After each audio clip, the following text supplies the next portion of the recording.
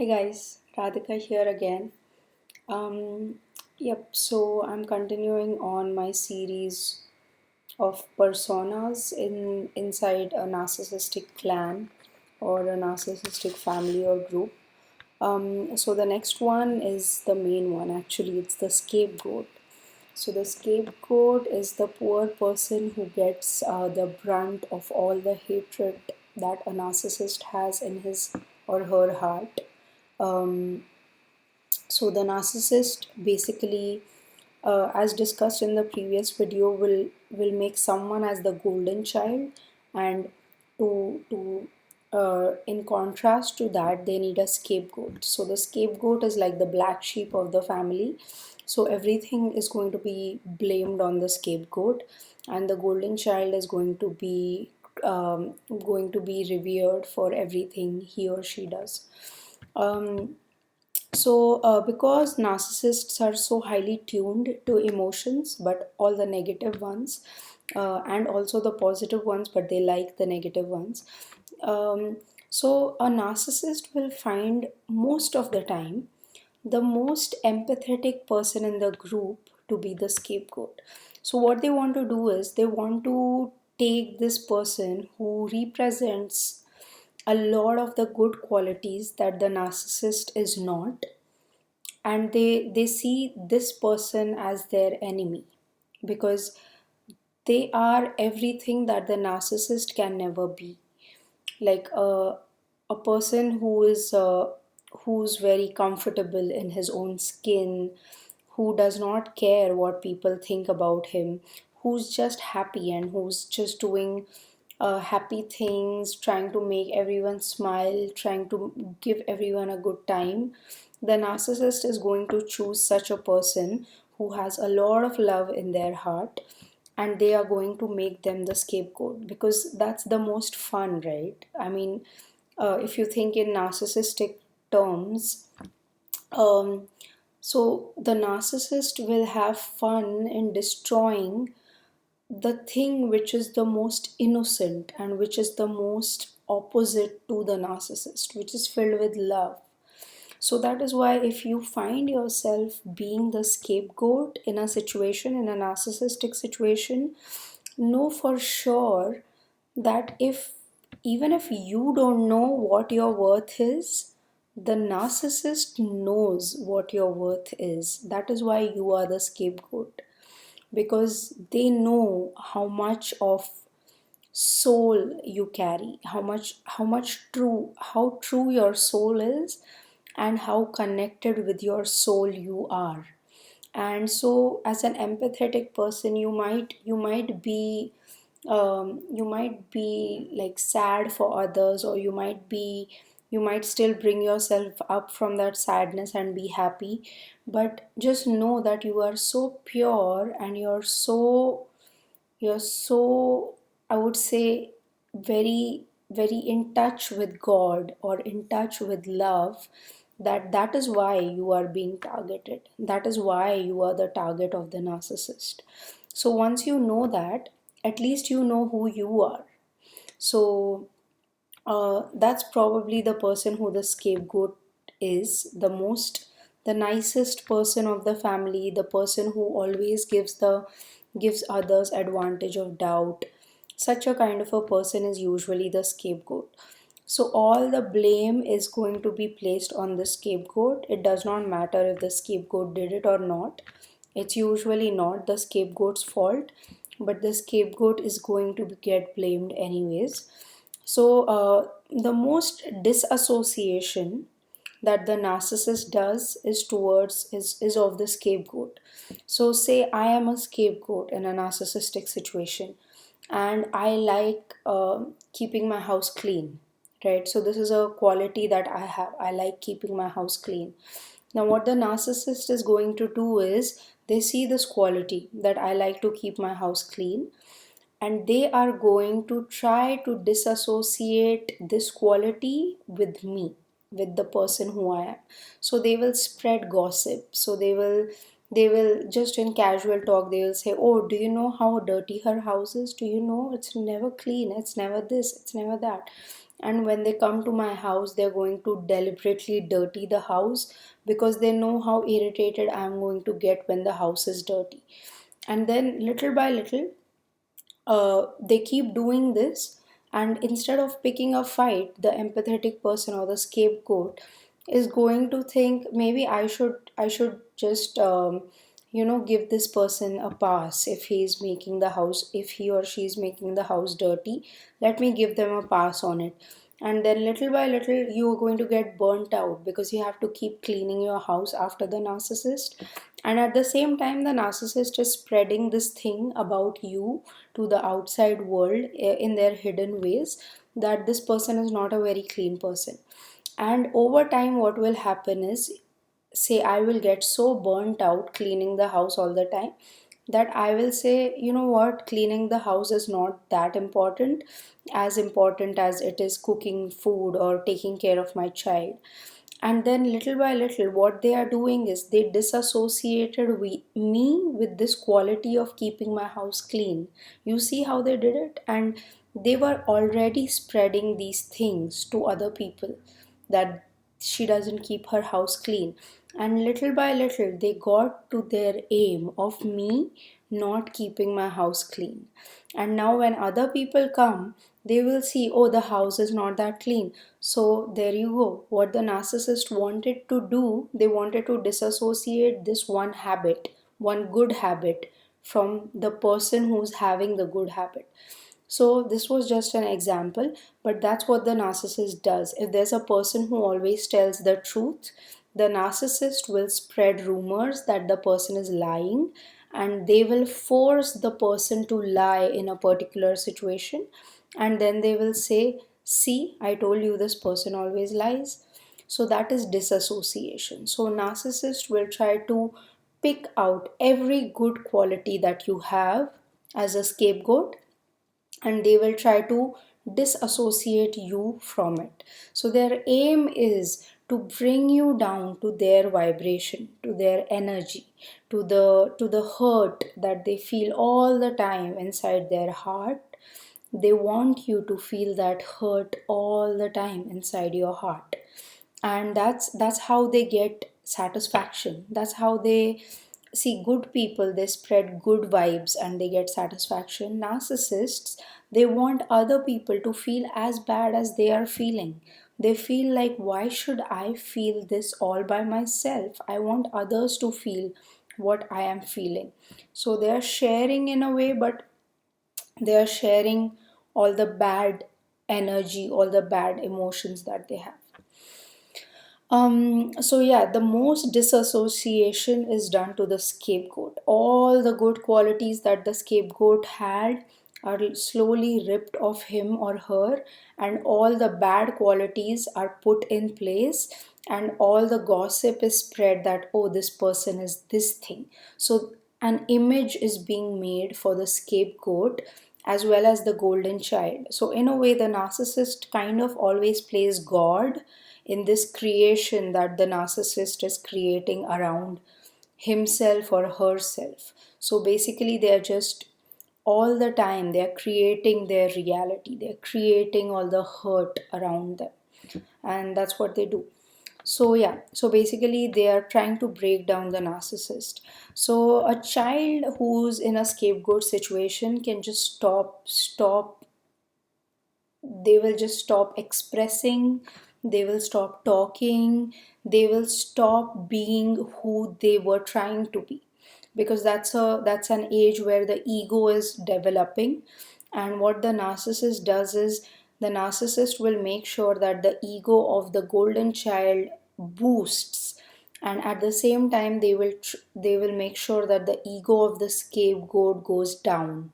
So they are basically making one person super egoic, and the other person's ego will not be developed, and that person will become a people pleaser. So that person will always depend on everyone around him or her to know how he is feeling.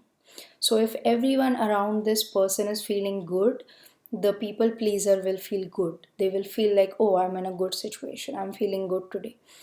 But if even one single person around this people pleaser is not feeling good, the people pleaser will start feeling that, is it my fault? Did I do something wrong? And so this scapegoat is basically, because of the underdeveloped ego, they don't know boundaries. They feel worthless. So they have to develop their own self once they understand that this is what is happening to them. So yeah, they can turn into introverts, because I think we all are friendly, but because of some incidents that happen in our life, a lot of us prefer not to talk to people or prefer to be by ourselves, and usually scapegoats become introverts because every when they try to be who they were kind of punished for it. So they also might have fear and anxiety issues. Now, this depends on the abuse that they are facing. If they face physical abuse, they are definitely going to have fear and anxiety issues, and maybe later on anger issues. So yeah, it's a bad situation to be in if you are a scapegoat, and if you don't know that someone is doing to you this to you purposely, and basically they are not doing this to you because you are you. They would have done it to anyone. It's not just you, it's just their dysfunctional brain. So if it was not you, they would have chosen someone else to be the scapegoat. um, So yeah, so basically the scapegoat might be the first person in the family or the unit or the team, or in the government or wherever you are, whoever is the scapegoat in whichever situation, you might be the first one to realize that something is wrong here. This is dysfunctional. This should not be it should not be the way it is. So these people are the ones who are most in sync with their soul, with their authentic self, and authentically we all are love. So basically they feel love, and so they realize that this is not the way things should be.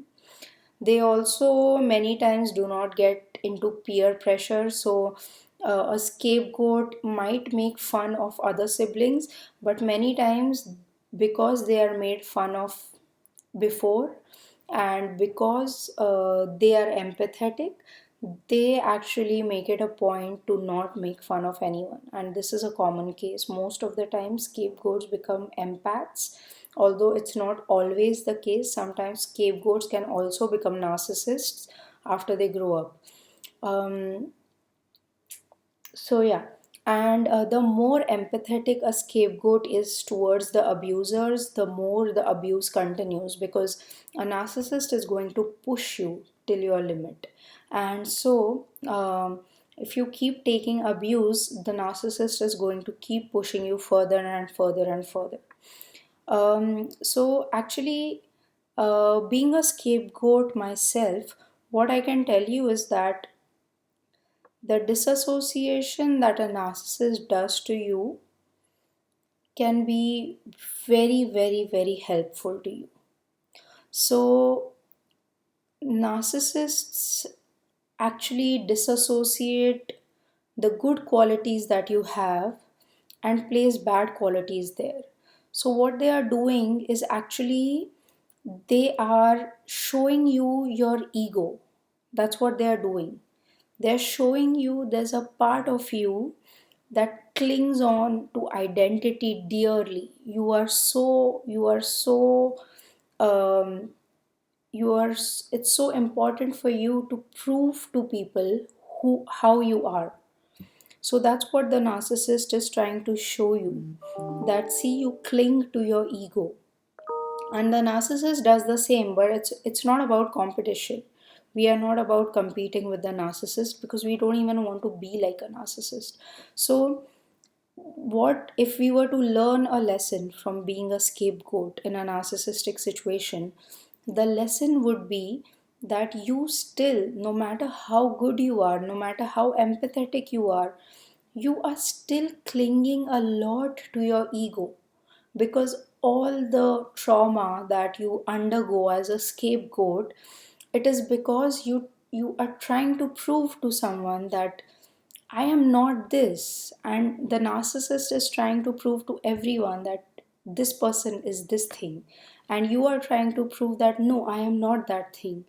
So, if you were to take a lesson from this, the lesson is that why do you want to prove anything?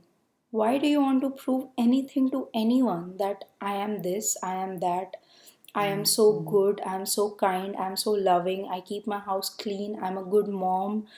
Why do you want to prove those things in the first place? Who are you proving it to? And who are you?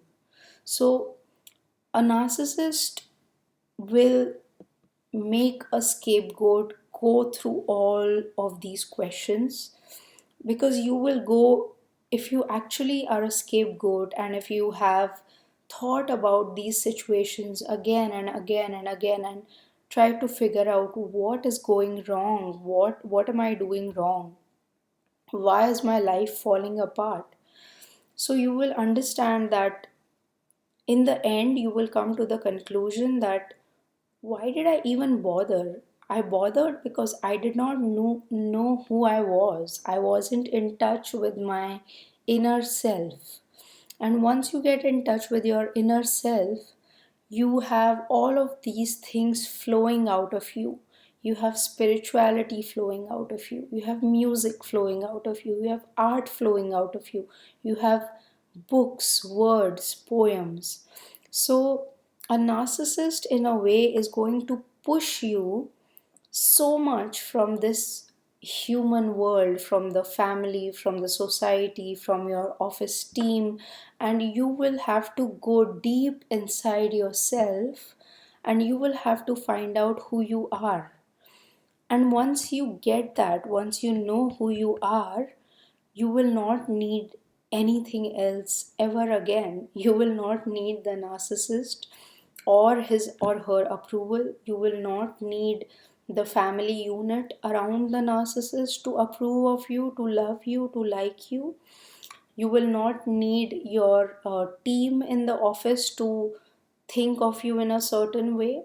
You wouldn't want your boss or even the company to think of you in a certain way, or in any situation. Basically, once you get in touch with your authentic self, no one will matter anymore. You will know that you yourself are a whole person, you are a complete person, and you will do all your duties and whatever you have to do on a day to day basis, your job, etc.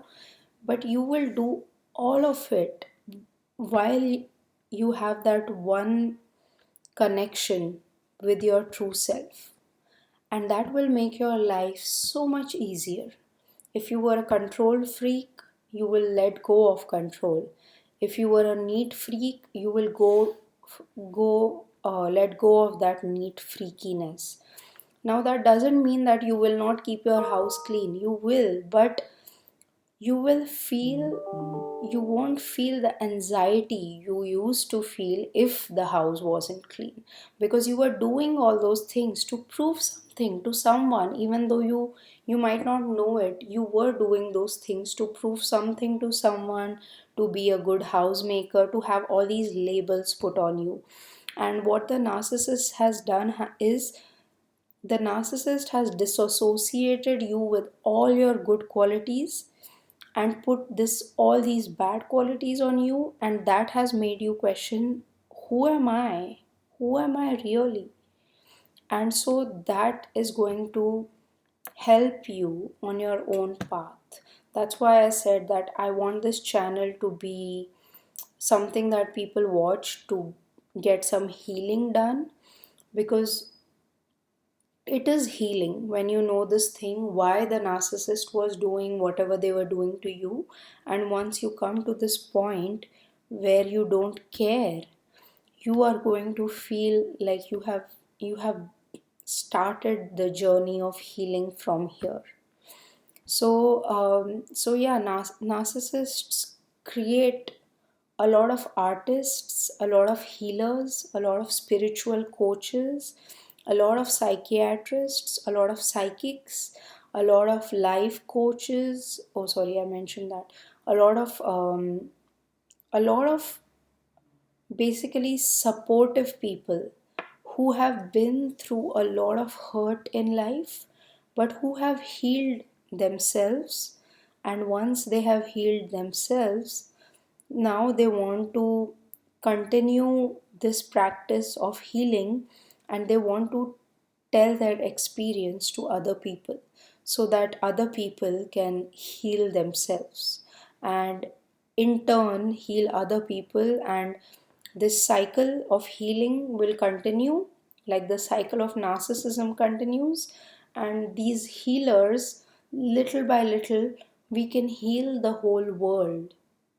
So if as the cycle of narcissism continues, we also continue the cycle of healing. We don't know, we gotta see who is going to win, but hopefully we can always hope that the healing would win, because if we heal the narcissists, they won't create other narcissists. So little by little, if we heal ourselves, if we create awareness about narcissism, about what people go through, about what it is about, then little by little, I think we can get on the path of healing the world. And yeah, so those were my insights on the scapegoat. And if you have any other insights that you have, please post them in the comment section. Please like, comment, subscribe to this channel. And as always, I wish you guys a lot of love and a lot of light. Thank you so much. Bye.